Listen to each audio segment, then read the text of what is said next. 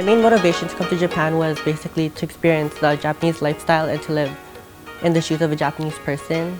And I believe by the end of this trip, I think I've experienced it.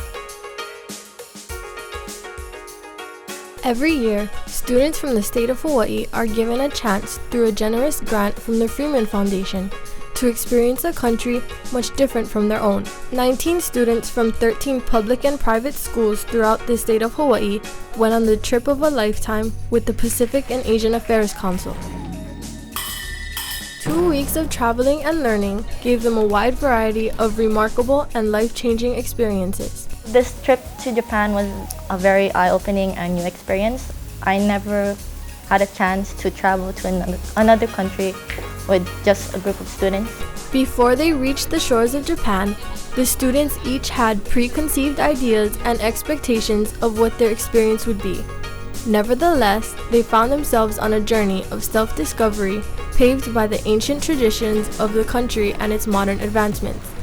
The kind-spirited Japanese people, along with their refined social customs, undoubtedly changed the outlook each student had, not only on Japan, but the entire world. Being from Hawaii, living on an island, you're so confined or isolated to the mentality from just what's on our island. And just going beyond our shores, coming to Japan, it has really been a changing experience. Like, understanding that there is a world out there and that there is so much more other opportunities for us. Japan is widely known for its traditional arts as well as its contemporary pop culture. The unique social customs and performing arts also contribute to a fascinating culture. The rural landscapes and towering cities come together to paint a picture of old and new, fused together by generations of people. And they're also able to incorporate much of the old and ancient, religions and traditions that they have. And it really shocked me about how many shrines there were in Kyoto. With over 2,000 temples, shrines, and gardens, Kyoto is one of the best places in the country to experience Japanese culture. There was a lot of shrines, and that was one of my favorite parts on this trip, because this tells me that just Japanese people are really dedicated to their religion.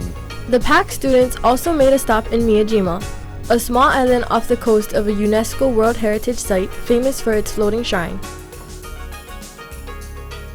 I was really excited to go to Miyajima just because it was an island that reminded me a lot of my hometown, Molokai.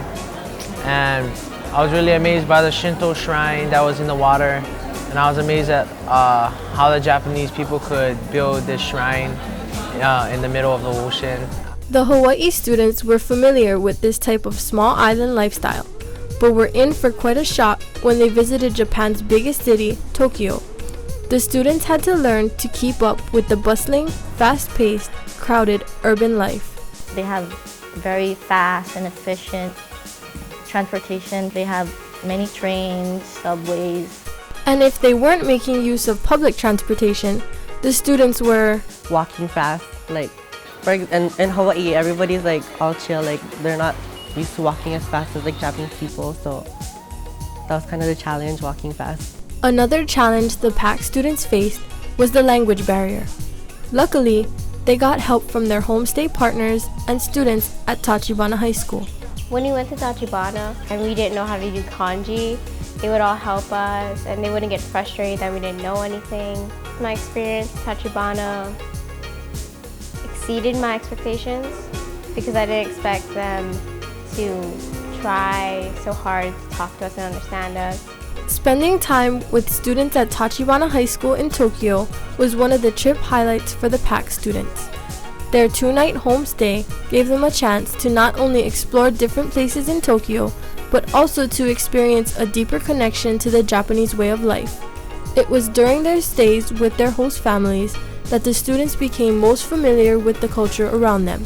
Sadly, in no time at all, the students were saying goodbye to their newfound friends and venturing on to Hiroshima, experiencing the resilience found in the modern city that rose from the aftermath of a devastating attack in 1945 was a humbling life lesson. Seeing firsthand the effects the atomic bombing had on life in Japan changed each student's perspective.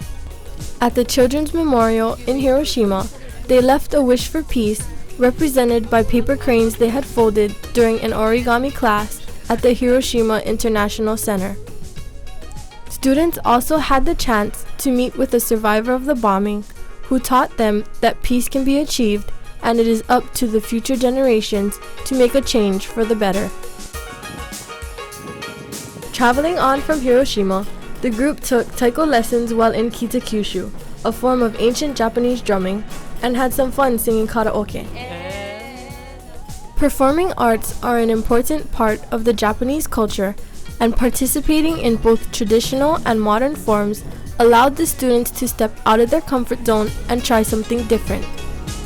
I became more comfortable or more brave because I really grew as a person from there, and I learned that the Japanese will not judge you if you don't judge them.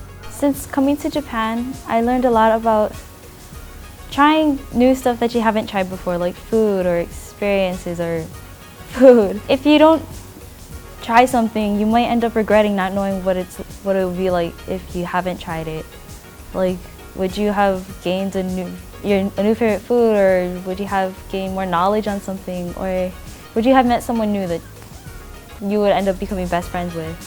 When the time finally arrived for the PAC students to board a plane back to Hawaii, they had brought with them all the new relationships and memories they had made. Each student knew that the knowledge and experiences gained from the trip would travel along with them on many new journeys down the road. I feel like I've just had the first taste of Japan and I really want to come back. I can't just stay on my rock. I have to go out, understand that there's a world that you can make a difference in, and understand that you can touch lives just by being who you are and learning about and appreciating about other people.